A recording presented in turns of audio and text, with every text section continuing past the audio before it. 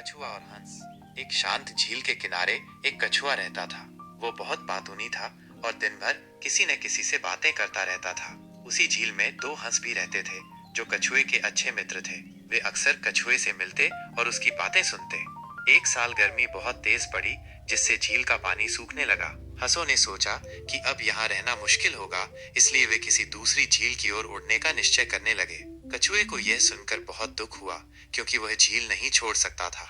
हंसों को भी अपने दोस्त की चिंता हुई। उन्होंने एक उपाय निकाला। उन्होंने कहा, हम तुम्हें दूसरी झील तक ले जा सकते हैं, लेकिन इसके लिए तुम्हें एक शर्त माननी होगी।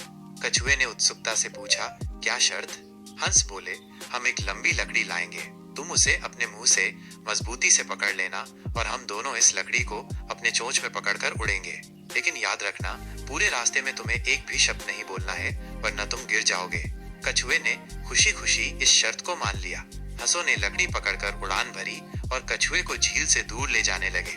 उड़ते उड़ते जब वे गांव के ऊपर पहुंचे तो वहां के लोगों ने ये अद्भुत नजारा देखा और जोर जोर से चिल्लाने लगे, देखो देखो, एक कछुआ उड़ रहा है। कछुआ बहुत खुश हुआ और सोचने लगा, मुझे भी कुछ कहना चाहिए।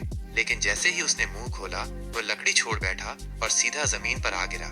शिक्षा, बेवजह बोलने से नुकसान हो सकता है। जब जरूरी हो तभी बोलना चाहिए, नहीं तो परेशानी में पड़ सकते हैं। ये कहानी हमें सिखाती है कि हमें अपनी भावनाओं पर नियंत्रण रखना चाहिए और बिना सोचे समझे कुछ भी नहीं बोलना चाहिए।